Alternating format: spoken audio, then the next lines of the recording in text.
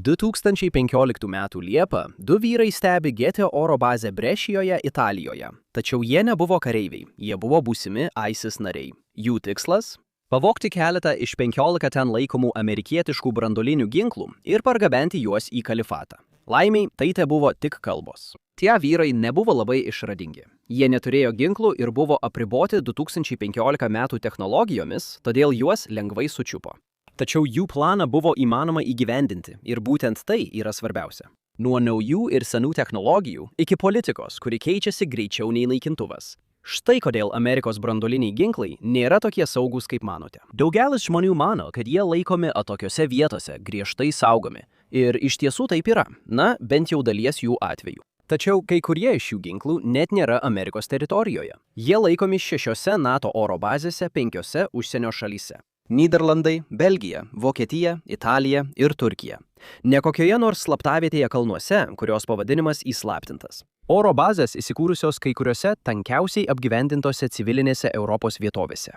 Bychelio oro bazė Vokietijoje yra pačiame žemės ūkio plotų viduryje. Kleine Brogel bazė Belgijoje yra visai šalia greitkelio, mažiau nei už mylios nuo Piro miesto. Tai reiškia, kad bet kas netoliese neturi jų ieškoti. Jie jau yra lengvai pasiekiami, jei kas nors nuspręstų veikti. Tačiau šios vietos niekada nebuvo tikra paslaptis. Pažeidžiamumas yra paslaptis. Taigi, tai praktiškai prašėsi didžiulio saugumo pažeidimo. Ir būtent tai įvyko 2025 m. lapkritį. Niekas oficialiai nepripažįsta ir nepaneigia, kad branduoliniai ginklai buvo šiose bazėse, bet visi žino, kad jie ten yra. Tai viena blogiausiai saugomų paslapčių Europoje. Palydovinės nuotraukos atskleidžia daugumą ten vykstančių dalykų ir mėgėjiškas teroristas tai pastebėjo. Atsakymas – šaltojo karo reliktas, kurio niekas nepasivargino atnaujinti. Mes saugome 21 amžiaus taikinius su 1960-ųjų mąstysena. Mažiausiai 100 B-61 bombų yra išsklaidytos po Europą. Kiekviena iš jų yra pakankamai maža, kad tilptų į pikapo galą ir pajėgi vienu sprogimu nušluoti tokį miestą kaip Briuselis. Visas 100 kartų sudėjus tilptų į 2 standartinius jūrinius konteinerius. Tačiau tai dar ne pati baisiausia dalis. Tai senstantys politiniai susitarimai, bazių protokolai ir saugumo problemos įdiegtos pačiame ginklų konstrukcijoje. Taktinės branduolinės bombos nėra tik mažesnio galingumo, jos sukonstruotos kitaip. Jos yra mažesnės, lengvesnės, lengviau transportuojamos. Tokios ir turi būti, kitaip naikintuvai jų negalėtų pristatyti. Nors jų vidiniai užraktai yra moderniausios, jų fizinė aplinka yra daug pažeidžiamesnė. Kadangi jos yra mažos, nešiojamos, tai daro jas patraukliu grobiu teroristams. JAV išlaiko operatyvinę kontrolę ir turi suteikti leidimą bet kokiam naudojimui. Tačiau jei prasidėtų šaudimas ir situacija paaštrėtų, belgų arba vokiečių pilotas galėtų skraidinti amerikietišką branduolinį ginklą į konfliktą. Tai užtikrina, kad NATO neprarastų galimybės atsakyti branduoliniais ginklais, jei visi Amerikos pilotai būtų pašalinti. Tai nėra tik hipotetinis scenarijus. Tai dabartinė NATO operacinė struktūra. Ta doktrina veikia puikiai, kai alijansas veikia vieningai. Tačiau šiandien taip tikrai nėra. Jei NATO nesugeba susitvarkyti net su tais dalykais, kurie anksčiau buvo įprasti, kaip ji gali apsaugoti branduolinius ginklus nuo grėsmės, kurią kelia naujos taktikos ir technologijos. To jau buvo galima pamatyti anksčiau. 2025 m. rugpjūčio 19 naktį prie Aviano oro bazės Italijoje valdžios institucijos pastebėjo kažką keisto. Kai jie nuvyko ištirti situacijos, rado moterį, kuri fotografavo ir filmavo tą vietovę. Buvo manoma, kad Rusijos agentai svarstė diversijos galimybę bazėje, kurioje, saugumo ekspertų nuomonė, laikoma nuo 20 iki 30 branduolinių ginklų. Ir incidentas Aviano bazėje nebuvo vienintelis toks atvejis. Tais pačiais metais NATO bazės visoje Europoje pradėjo susidurti su kitokio pobūdžio grėsme – mažesnė, pigesnė ir daug sunkiau atsekama. 2025 m. lapkritį Kleine Brogel bazėje pasirodė netikėti svečiai – dronai. Per visą bazę nuaidėjo sirenos, policijos automobiliai pradėjo persekioti, buvo iškviesti sraigtasparniai. Tačiau jiems nepavyko sučiupti įsibrovėlių, kurie buvo pastebėti virš bazės kelis kartus. Tai nebuvo atsitiktinumas. Dronai neskraidė paprastų maršrutų. Pasak Belgijos gynybos ministro Theo Frankeno, jie turėjo aiškų įsakymą taikytis į bazę. Taip pat buvo užfiksuotas dronų įsibrovimas Volkeleno oro bazėje Nyderlanduose. Olandijos saugumo pajėgos iš tikrųjų atidengė ugnį į įsibrovėlius, tačiau jiems nepavyko jų numušti. Visi 3 šie pagrindiniai incidentai buvo susiję su Rusijos žvalgyba. Tai atskleidžia pirmąją pagrindinę branduolinio dalymosi sistemos pažeidžiamumo vietą. Šaltojo karo architektai šias bazes įkūrė tam, kad galėtų susidoroti su konvencinėmis ir branduolinėmis grėsmėmis iš Sovietų Sąjungos. Jie tiesioginė prasme susitelkė į bendrą vaizdą ir jų gynyba buvo organizuota būtent taip. Tačiau jie ignoravo mažesnės problemas. Šaltojo karo metu priešo orlaivius buvo lengva sekti.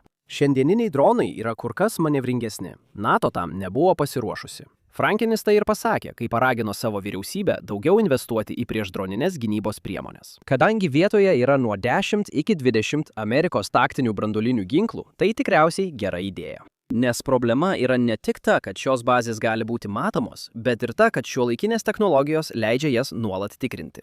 Tačiau technologijos tik ledkalnio viršūnė. Dar sunkiau pasirengti struktūroms, slypinčioms už šių incidentų. Padegimas Aviano bazėje, dronai Belgijoje ir Nyderlanduose – visi tai pilkosios zonos taktikos pavyzdžiai.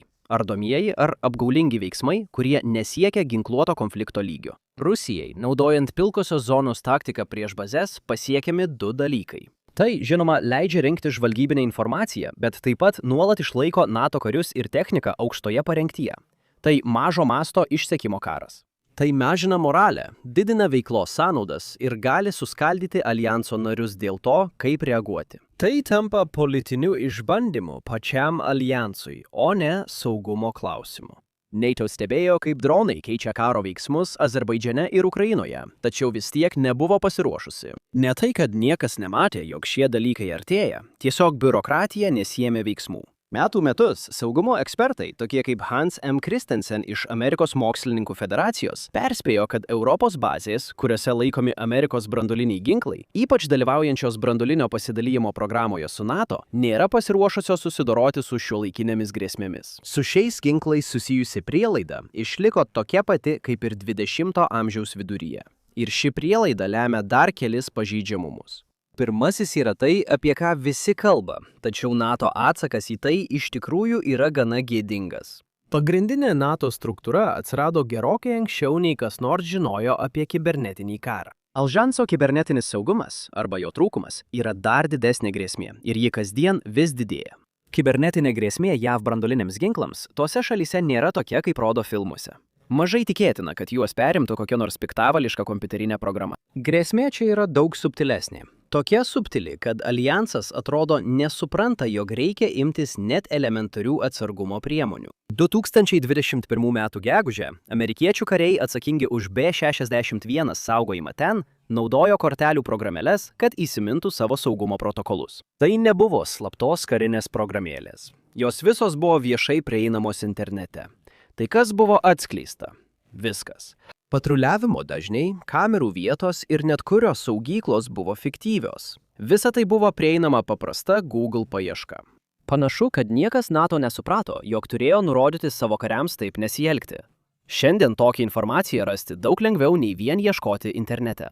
Tuo metu reikėdavo įvesti keletą neaiškių frazių kartu su oro bazių pavadinimais, kad rastum atmintines. Dabar dirbtinio intelekto asistentai gali per kelias sekundės surinkti viešai prieinamą informaciją. Komerciniai palydoviniai vaizdai nuolat atnaujinami. Atvirųjų šaltinių žvalgybos bendruomenės bendradarbiauja internetu realiu laiku. Stebėjimo barjeras sugriuvo, o šios bazės buvo sukurtos pasauliui, kuriame informacija judėjo lėčiau. 2026 m. balandį dirbtinio intelekto laboratorija Anthropic sulaikė naujojo modelio Claude Mythos išleidimą, nes jis, kaip teigiama, buvo pernelyg geras ieškant programinės įrangos silpnybių, kurias galėtų išnaudoti įsilaužėliai. Situacija tapo tokia rimta, kad JAV iždo departamentas sušaukė skubų susitikimą su Amerikos finansų lyderiais, aptarti jų institucijų galimas kibernetinio saugumo rizikas. Tačiau NATO nesijėmė jokių veiksmų. Iš tiesų, jos 2024 m. DI strategijoje net neužsimenama apie kibernetinį saugumą. Kai kalbama apie grėsmės iš priešiškų veikėjų naudojančių DI mažinimą, minimos didesnės dezinformacijos galimybės ir su lytimi susijusių naratyvų naudojimas kaip ginklo. Didžiulis žvalgybos duomenų nutekėjimas ar kenkėjiškų programų ataka prieš NATO bazes ir kritinę infrastruktūrą, apie tokias galimybės regis net nebuvo verta kalbėti. Net ir dabar alijansas įstrigęs 20-ojo amžiaus režime. Viskas prasideda nuo to, kur yra šios bazės. Jos yra giliai tariamai draugiškoje NATO teritorijoje. Jų pagrindinė paskirtis – priimti orlaivius ir ginklus, kad jie galėtų pasiekti numatytus rytų Europos mūšio laukus. Niekas pernelyg nesusimastė apie galimą sausumos įsiveržimą taip toli į vakarus. Tai buvo sunkiai pasiekiama vieta Raudonajai armijai, o jei reikalai rytuose pakryptų bloga linkme, branduoliniai ginklai galėtų būti išskraidinti. Generoliai būtų įspėti iš anksto. Todėl vadai manė, kad tvora, saugumo kameros ir reti patruliai bus pakankami apsaugoti bazės teritoriją. Ir jos buvo, bent jau kurį laiką. 2010 m. sausį grupė Belgijos taikos aktyvistų prasiskverbė pro Kleine Brogel gynybą. Tai nebuvo sunku padaryti. Tvoroje buvo skylė, tad jie tiesiog per ją perėjo. Daugiau nei valandą jie vaikščiojo po ribotą teritoriją ir netgi pažymėjo slėptuvę, kurioje buvo laikomi branduolinius ginklus galintys nešti orlaiviai. Tada jiems pavyko pereiti per aerodromo peroną, kol juos sulaikė tik vienas sargybinis. Ir tai nėra vienintelis toks atvejis. 2018 m. Liepos 19 d. aktyvistai Vokietijoje iškirpo skylę Büchelio oro bazės tvoroje. Tada jie įėjo į riboto patekimo zoną, vėlgi dienos metu, ir visi 18 jų ten praleido daugiau nei valandą. 3 iš įsibrovėlių netgi užlipo ant karšto bunkerio viršaus, kuris, kaip manoma, saugo kai kuriuos branduolinius ginklus. Tai tik 2 iš labiau kraštutinių pavyzdžių. Šios bazės buvo pažeistos dar daug kartų. Jos praktiškai tapo pilietinio nepaklusnumo mekomis Europoje. NATO vadovybė paprasčiausiai nesukūrė bazės saugumo sistemų, kurios galėtų susidoroti su civilių neramumais. Tačiau čia prasideda tikrai nerimą keliantys dalykai. Iš tikrųjų, apsaugoti šias bazes nuo netoliese esančios visuomenės nėra lengva, nes didžiausias pavojus branduoliniams ginklams nėra pilkojoje zonoje taikomos taktikos, dronai ar katastrofiška kibernetinė ataka. Tai paprasta politika, nes bombos jau nebėra laikomos tik karinėse sistemose. Jos laikomos demokratinėse visuomenėse, kurios vis dažniau kelia klausimą, kodėl jos apskritai ten yra. Aktyvistai, kurie 2018 metais įsiveržė į Büchelio bazę, buvo suimti ir paleisti be kaltinimų. Švelnus elgesys tuo nesibaigė. 2023 m. rugpjūčio 8 d. Folkėlene 10 taikos aktyvistų įsiveržė į bazę, nuėjo iki pakilimo tako, buvo suimti ir paleisti, jiems nurodžius sumokėti nedidelę baudą. Nė vienas jų to nepadarė. Kodėl šie žmonės taip lengvai išsisuka? Nes ne tik taikos aktyvistai nori, kad branduoliniai ginklai būtų išvežti. Daugelis priimančiųjų šalių vyriausybių atstovų su jais sutinka. Jie taip pat nenori, kad Amerikos branduoliniai ginklai būtų ten. Jie niekada to nenorėjo. Ironiška, bet tai viena iš priežasčių, kodėl jie nebuvo geriau apsaugoti. Politikai nenori stiprinti saugumo bazėse, nes tai juos padarytų nepopuliariais arba prieštarautų jų pačių įsitikinimams. 2008 m. birželį JAV oro pajėgos išnagrinėjo šį klausimą ir perspėjo, kad dauguma branduolinių ginklų saugojimo vietų Europoje netitinka būtinų saugumo reikalavimų. Stebėjimo kameros buvo nepakankamos, netgi tvora netitiko reikalavimų. Europiečiai nesutiko, o kongresas atrodė labiau norintis išvengti tarptautinio incidento, nei išspręsti problemas. Pavadinkite tai solidarumo aktu su kitomis NATO narėmis. Anksčiau rizika, kad prieš branduolinę energiją nusiteikę politikai bandys pelnyti balsų, buvo valdoma. Tačiau NATO aljansas nebėra toks, koks buvo anksčiau. Ne šaltojo karo metu, net ne prieš 10 metų iš tikrųjų. 2020 m. sausio 16 d. Belgijos parlamentas balsavo dėl branduolinių ginklų išgabenimo iš Kleine Brogel. 66 už išgabenimą, 74 prieš. Ginklai liko, bet esant tokiam skirtumui, Pentagonas negali būti tikras, kad tai bus ir per kitą balsavimą.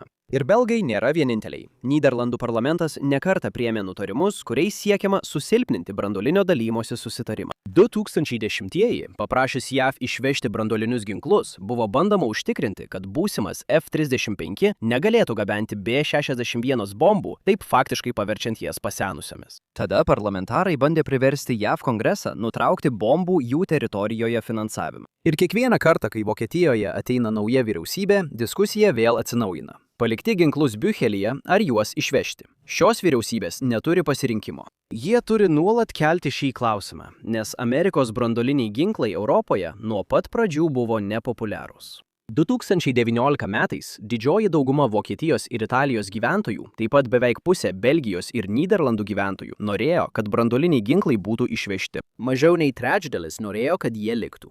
Pastaruoju metu pasikeitė keli dalykai. Rusija įsiveržė į Ukrainą, todėl bent jau vokiečiai tapo labiau palaikantys branduolinius ginklus Büchelyje. Beveik. Dabar 52% žmonių ten sako, kad jie palaiko B61 bombas. Bet tai niekada nėra garantuota, atsižvelgiant į vis labiau susiskaldžiusią Vokietijos politiką. Priešiškumas branduolinio dalymosi programai taip pat persikelia per Atlantą. Aktyvistai, sulaikyti ir paleisti Büchelyje, nebuvo vieninteliai iš NATO Europos šalių. Kai kurie jų iš tikrųjų buvo amerikiečiai ir jų nuomonė tikrai nebuvo išskirtinė. 2024 m. kovo mėnesį atlikta YouGov apklausa parodė, kad pusė amerikiečių nori pasaulio be branduolinių ginklų. 63% mano, kad jie daro pasaulį mažiau saugų.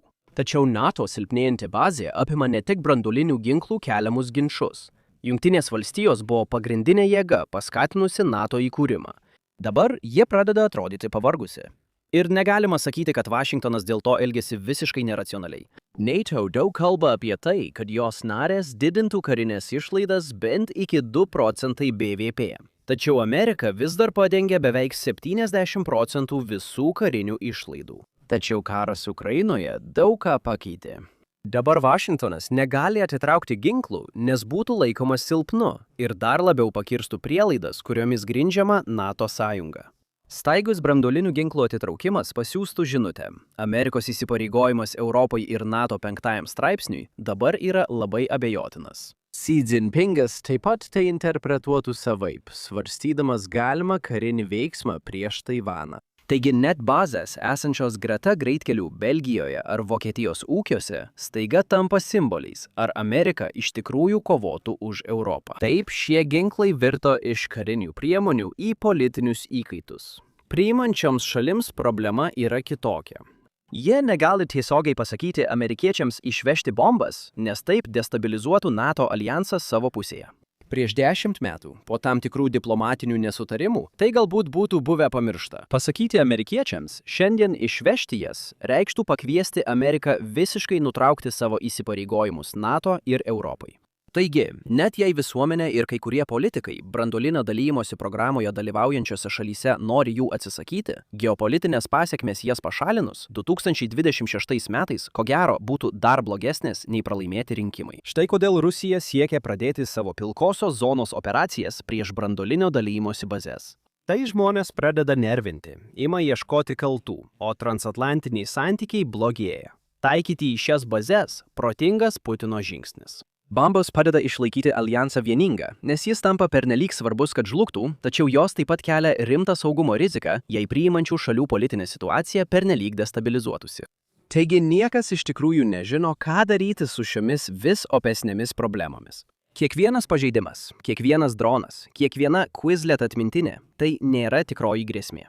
Tikroji grėsmė yra tai, kas nutinka, kai šalis, kurioje laikote savo branduolinius ginklus, nustoja būti jūsų sąjungininkė. Gera žinia ta, kad 4 iš šių 5 branduolinių ginklų laikymo šalių daugiausia buvo stabilios, bent jau savo teritorijose. Tai ne tokios vietos, apie kurias manytum, kad jos bet kurią akimirką gali sprogti. Jei ten esantys ginklai taptų politiniais taikiniais, Vašingtonas tikriausiai būtų įspėtas iš anksto. Vieši balsavimai parlamente pagal apibrėžimą yra vieši balsavimai. Demokratinės normos padeda padaryti dalykus labiau nuspėjamus. Tačiau 5 priimančioji šalis yra visiškai kitokia. Incirliko oro bazėje rytų Turkijoje yra apie 20 taktinių branduolinių ginklų. Šaltojo karo metu tai buvo ideali vieta. Ši vieta buvo galima pasiekti svarbes Sovietų sąjungos bazės, tačiau tuo pačiu metu buvo palyginti saugi nuo tiesioginio atsako. Dabar tai nėra tokia gera vieta dėl 3 priežasčių. Pirma, ji yra mažiau nei už 70 mylių nuo Sirijos sienos. Antra, ji yra Irano raketų veikimo zonoje. O Iranas negali įveikti Incirliko perėmėjų, tačiau jis gali taikytis į bazę kitomis priemonėmis. 2026 m. sausį Turkijos žvalgybos agentai sulaikė 6 asmenis, kurie planavo stebėti šią vietą. Trečioji priežastis, kodėl Incirlikas dabar nėra tokia gera vieta, yra ta, kad jis yra Turkijoje, o Turkija vis labiau tampa nepritampančia NATO nare. Nuo 2003 metų Redžepas Tadžipas Erdoganas įgijo daug priešų. Turkijos politika jau nebėra tokia, kokia buvo šaltojo karo laikais. Turkija ir Rusija šimtmečius buvo priešės. Šaltasis karas nebuvo išimtis. Dabar Erdoganas meistriškai žaidžia abiejose pusėse kare Ukrainoje. O kalbant apie pasaulėžiūrą ir valdymo filosofiją, jis turi daugiau bendro su Putinu nei su tariamais NATO sąjungininkais. Todėl natūralu, kad žmonės kalba apie Turkijos pašalinimą iš NATO. Tačiau Redžepas Tayyipas Erdoganas turi didžiausią svertą – branduolinius ginklus, kurie nepriklauso jam, bet vis dar yra jo šalyje. Staiga šios dislokacijos nustoja atrodyti kaip užtikrinimas ir pradeda atrodyti labiau kaip našta. Jei 2016 metų neramumai buvo įspėjimas, įsivaizduokite, kokia didelė grėsmė galėtų būti pati Turkijos vyriausybė. Visos sudedamosios dalys blogiausiai pasaulio įkaitų krizei jau yra. Ir Turkijai net nereikia pasitraukti iš NATO, kad situacija taptų bjauri. JAV galbūt fiziškai negalėtų išgabenti B-61 bombų iš Indžirliko. Nors jos ir lieka amerikiečių operacinėme valdyme, Turkija kontroliuoja savo oro erdvę ir bazės perimetrą. Jei Vašingtonas kada nors įsakytų atitraukti, Turkija paprasčiausiai galėtų neleisti JAV transporto lėktuvams nusileisti. Ir tai nėra tik teorinė grėsmė. Tai įvyko 2016 m. Liepą, kai tankai riedėjo Stambulo, Ankaros ir kitų šalies miestų gatvėmis. Virš dangaus skraidė naikintuvai, kurie bombardavo savo pačių parlamentą. Turkijos vyriausiasis generolas buvo pagrobtas savo paties apsauginių. Karai save vadino taika namuose taryba. Jų tikslas – nuversti Redžepą Tadžipą Erdoganą nuo valdžios. Iš pradžių atrodė, kad jiems gali pavykti, tačiau tada kažkas nutiko. Žmonės išėjo į gatves ir stojo prieš tankus, turėdami tik virtuvinius peilius. Padedami lojalių kariuomenės ir policijos pajėgų, jie nugalėjo maištininkus. Tačiau prieš tai Incirlikas buvo įtrauktas į chaosą. Oro operacijos prieš ISIS buvo sustabdytos. Turkai paskelbė neskraidimo zoną virš bazės, todėl Amerikos orlaiviai net negalėjo ten sugrįžti. Incirliko bazėje saugumo lygis buvo pakeltas iki delta, tai pats aukščiausias lygis. Buvo atjungta elektra, kurią atstatyti prireikė kelių dienų. Ir svarbiausia, JAV personalas bazėje buvo priverstas likti ten, kur buvo. Kitaip tariant, Jungtinių valstijų vyriausybė prarado prieigą prie savo turto, įskaitant branduolinius ginklus. Tai buvo tas momentas, kai visa branduolinio ginklo dalymosi Turkijoje logika pradėjo atrodyti kitaip. JAV gynybos pareigūnai privačiai perspėjo, kad šie ginklai iš esmės yra įstrigę. Analitikai baiminasi, kad Erdoganas mano, jog turėjimas praktiškai prilygsta nuosavybei. Turkija techniškai gal ir neturi ar nevaldo branduolinių ginklų, bet kadangi jie yra Turkijos teritorijoje, JAV pareigūnai baiminasi, kad Erdoganas juos iš esmės laiko turkiškais. Tai yra košmaro scenarijus. Amerikos branduoliniai ginklai, kuriuos saugo vyriausybė, kurią Vašingtonas vis mažiau pasitikė. Štai kodėl Amerikos saugumo ekspertai jau daugelį metų nori nepaklusti Erdoganui ir išgabenti ginklus iš Turkijos, nepaisant to, ką jis mano. Jei tai reiškia sutarties pažeidimą, tebūnie. Tačiau yra problemų. Toks žingsnis nutrauktų Amerikos aljansą su Turkija. Nes, kai sutarties pagrindas žlunga, konfrontacija nustoja būti diplomatinė ir tampa operatyvinė. Ir jei Erdoganas būtų perspėtas, jis galėtų imtis veiksmų, kad išsaugotų savo reputaciją. Jis galėtų fiziškai trukdyti ginklų išvežimui, bandydamas laimėti laiko.